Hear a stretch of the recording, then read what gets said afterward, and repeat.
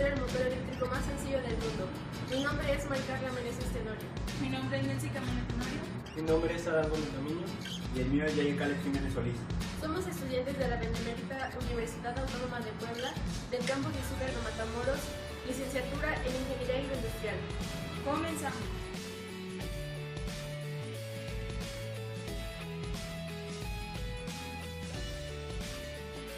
Michael Faraday es el padre del primer motor eléctrico.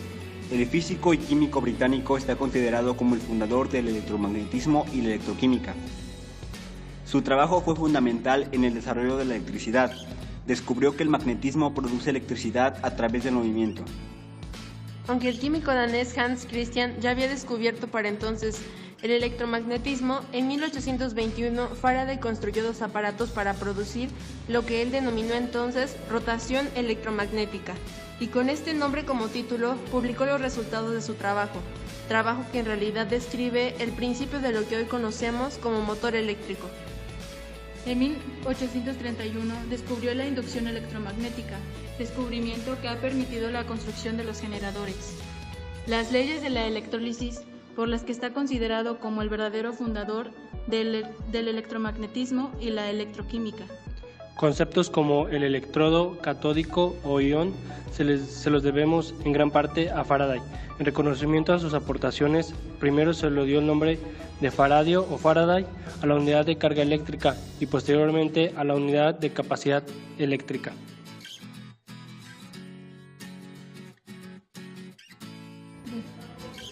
Para crear este motor eléctrico vamos a necesitar los siguientes materiales: una pistola de silicón, pinzas para cortar alambre de cobre esmaltado, unas tijeras, una batería Duracell, en este caso de 9 voltios, un imán, un trozo de madera y alambre de cobre.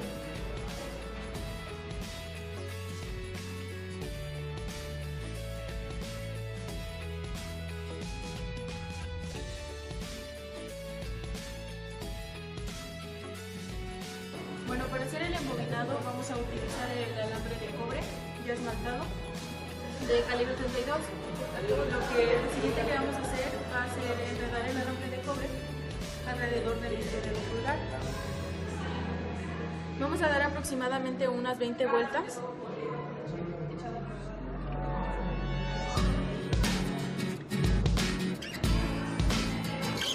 Vamos a dejar un pequeño espacio de cobre para posteriormente poder entrelazarlo para evitar que se nos zafe nuestra bobina, y del otro extremo igual. Cortamos y lo retiramos del dedo.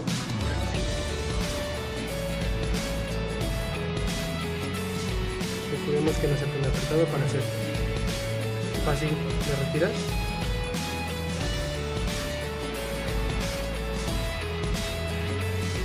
Ahora con los espacios que dejamos al principio lo entrelazamos para evitar que se nos zafe.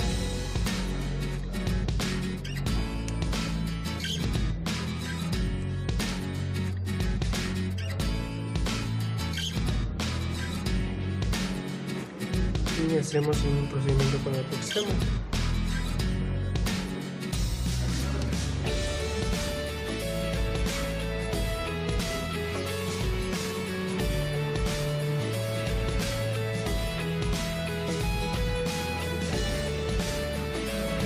Una vez terminado esto, procedemos a retirarle el esmalte que contiene el cable.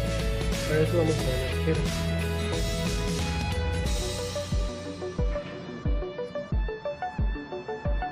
Mucho cuidado hasta que pierda un poco su brillo. Y esto lo vamos a hacer de los dos lados.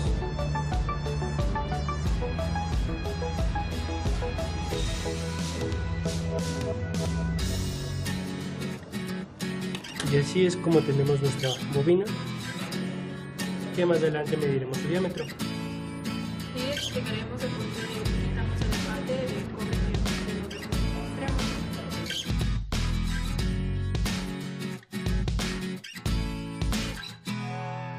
Para hacer la luces en nuestro motor eléctrico vamos a usar dos cables de cobre de calibre 30 y estos miden 20 centímetros. Ya que tenemos cortados nuestros dos cables, vamos a pelar los dos extremos para que así pueda funcionar nuestro motor eléctrico, ya que si no quitamos el aislante que tiene, no va a funcionar el motor. Ya después de que tenemos peladas los dos extremos, vamos a doblar en una parte para que quede como un tipo ganchito para poder aquí poner nuestro embobinado. Ahora vamos a colocarlo en nuestra base de madera, tratando de que no toque la parte que ya está pelada.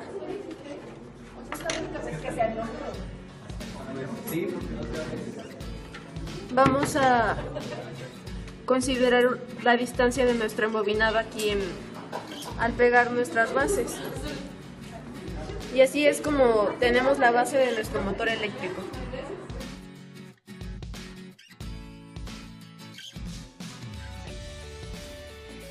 Ahora vamos a hacer experimento con diferentes bobinas que tienen diferentes números de vueltas.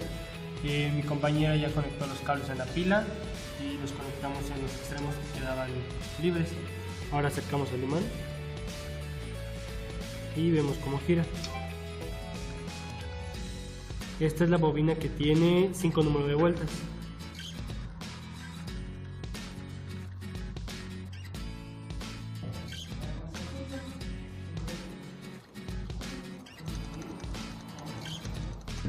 Ahora vamos a hacer la prueba con la bobina que tiene 10 números de vueltas.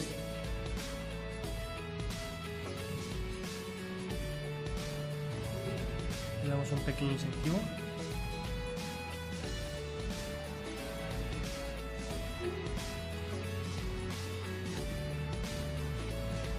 Y podemos observar que es un poco más lento.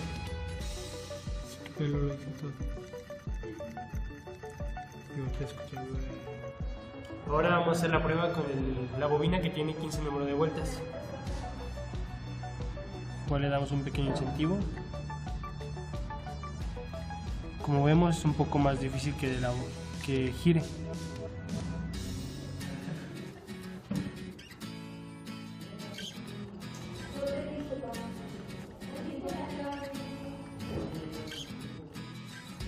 Ahora haremos la prueba con la bobina que tiene 20 números de vueltas.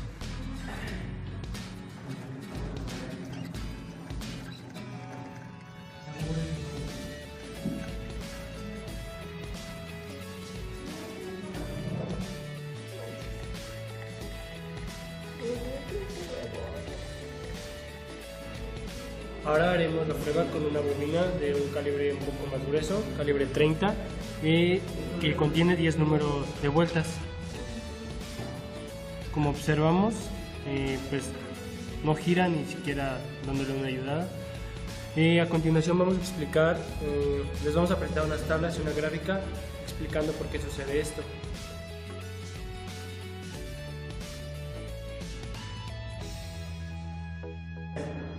Como se mencionó anteriormente, a continuación les vamos a mostrar las gráficas en donde aparecen las revoluciones por minuto aproximadas del motor eléctrico más sencillo del mundo. En esta tabla tomamos en cuenta el voltaje, el número de vueltas y las revoluciones por minuto aproximadas. El voltaje va a permanecer constante, el número de vueltas va a variar, al igual que las revoluciones por minuto. En la siguiente gráfica el voltaje lo pusimos en el eje de las X y las revoluciones por minuto en el eje de las Y. Entonces, el voltaje va a permanecer constante y como se puede observar, entre mayor número de vueltas hay menor revolución por minuto. Entonces, a 20 vueltas va a haber un aproximado de 360 revoluciones por minuto. A 15 vueltas, 420. A 10 vueltas, 480. Y a 5 vueltas, un aproximado de 540 revoluciones por minuto. Pero tomando en cuenta en que el calibre, el diámetro de la bobina y el voltaje van a permanecer constantes. ¿Pero por qué sucede esto?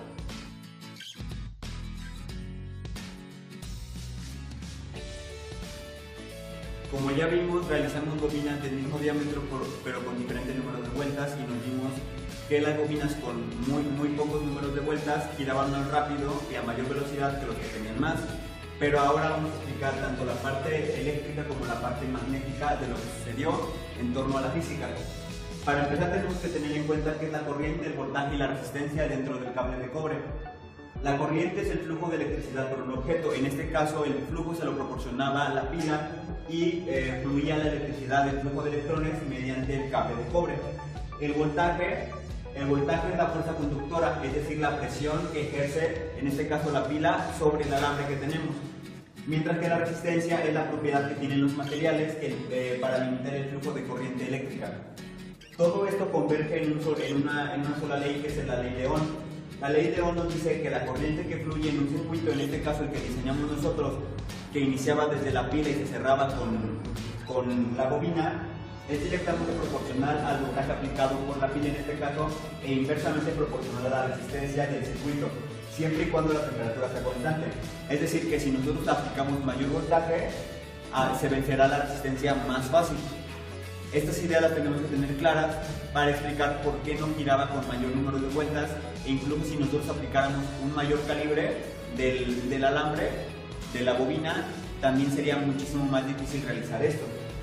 Ahora, en la corriente, para incrementar la corriente se debe elevar el voltaje o reducir la resistencia, es decir, cambiar por una pila con mayor voltaje o decidir optar por un calibre mayor, es decir, de menor grosor. En el caso de la resistencia global de un objeto depende de varias propiedades como la longitud o el calibre en el caso de un cable. Es por esto que si nosotros le dábamos mayor número de vueltas, se generaba mayor resistencia, o si conseguíamos un calibre, uno de menor calibre, es decir, más grueso, se incrementaba la resistencia. Ahora imagínense un calibre más grueso y con más vueltas. Hubiéramos necesitado una pila de motocicleta o automóvil para poder vencer esta resistencia, según lo que nos dice la ley de Ohm. Ahora bien, teniendo claro esto, vamos a pasar a la parte magnética. El magnetismo es un fenómeno físico por el cual los materiales ejercen fuerzas de atracción o repulsión hacia otros materiales, y esto se origina en los átomos, más específicamente en los electrones. ¿Qué sucede en los electrones? Tenemos claro que los electrones, como en los átomos, están girando constantemente. Estos los pueden hacer en sentido derecho o en sentido izquierdo. El momento magnético también es conocido como spin. Entonces, este puede ser positivo o negativo dependiendo del sentido del giro del electrón. Positivo, negativo. Entonces, el campo magnético también se manifiesta en un electrón libre. Se mueve por el espacio o dentro de otro material, que es la corriente eléctrica. ¿A qué nos referimos con esto? Que los electrones libres eran los que estaba proporcionando la pila sobre el alambre. Entonces, estos electrones libres se estaban moviendo de izquierda a derecha, izquierda a derecha. Cuando se mueven de izquierda a derecha y se siguen moviendo constantemente, generan un momento magnético, es decir, una fuerza magnética que se crea, pero inmediatamente se desaparece. Pero como nosotros teníamos este momento magnético constantemente, es decir, que teníamos un circuito continuo, una corriente continua, los electrones iban y venían, giraban, pero siempre todo era constante. En cambio, si hubiéramos utilizado una corriente alterna, esa corriente, esos electrones se podían perder, y en ese caso ya se perdería lo que es el momento magnético. Entonces, como era un circuito cerrado y continuo, los electrones giraban y generaban momentos magnéticos que eran continuos, es decir, que así creábamos el campo magnético. Esto en la corriente eléctrica. Así generamos el campo electromagnético que veíamos en la bobina. Ahora bien, acá está la explicación de lo que les decía sobre el calibre. Nosotros ocupamos un calibre de 32 y de 30 con una pila de 1.5 voltios. Como vimos, la pila de 1.5 voltios proporciona los electrones que van sobre el cable y llegan hasta la bobina. Y como es una cantidad de voltios normal, pero el alambre es muy delgado y aparte tenía menor número de vueltas, podía vencer la resistencia y ocupar todo el grosor del alambre y así generar el campo electromagnético. En cambio, si lanzábamos el 1.5 voltios pero en uno de 30, se generaba el mismo momento magnético, pero como esta era de mayor grosor no alcanzaba a completarlo correctamente, y por eso el campo electromagnético era muy débil o casi no se notaba, y por eso no giraba. Ahora bien, a continuación lo que les voy a explicar es qué sucedió con el imán y qué sucedió con la bobina para que éstas girasen.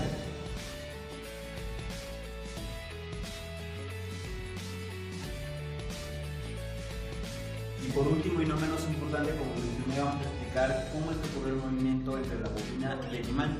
Supongamos que tenemos un imán de esta forma circular, pero también existen imanes en forma de U y en otras formas. Lo que ocurre acá es que los imanes ya hechos, ya naturales, tienen un lado positivo y un lado negativo. Estos están moviéndose de esta manera, hacia acá y hacia acá, negativo y positivo. ¿Qué es lo que tenemos acá? De alguna manera realizamos lo mismo en la bobina, pero con ayuda de la energía eléctrica, como ya explicamos todo lo que ocurrió. Igual se genera un positivo y un negativo que también están moviéndose. Al acercar estos dos, tenemos que la bobina, suponiendo, baja el positivo, y acá con el otro positivo, cuando se encuentran, se repelen. Como, de alguna manera, para decirlo coloquialmente, no se quieren. Entonces, el negativo de acá le dice que no lo quiere y lo envía hacia arriba. Pero como el positivo sí lo quiere y se quiere atraer con el negativo, lo quiere volver a traer y por eso lo baja. Y cuando baja, de nuevo el negativo no lo quiere y lo vuelve a enviar arriba. Y el positivo sí lo quiere y lo baja, y el negativo lo sube. De esta manera se empieza a crear el movimiento.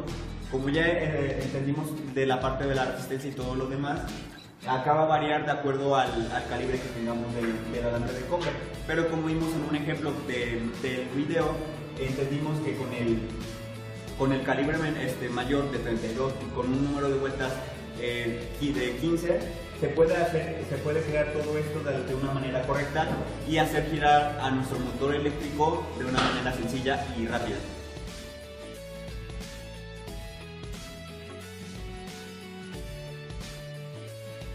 Bueno, para finalizar, ofreceremos las conclusiones sobre lo que pasó con el alambre de cobre y el campo electromagnético. En cuanto al alambre de cobre, decimos que el voltaje, la corriente y la resistencia convergen en la creación del campo electromagnético a través del alambre. Esto lo podemos observar en la ley de Ohm. En función con lo anterior, entre mayor sea el grosor y longitud del alambre, mayor será la resistencia y por ende se necesitará un voltaje mayor. En cuanto al campo electromagnético, podemos decir que los espines de los electrones presentes en la corriente eléctrica giran en dos sentidos, tanto derecha como izquierda, y así generan un campo electromagnético. El circuito del alambre es de corriente continua, lo que permite a los electrones generar los campos magnéticos de manera constante. Y por último, con todo lo anterior, podemos decir que las fuerzas de atracción y repulsión de los dos campos magnéticos por un imán fueron los responsables de secundar el motor.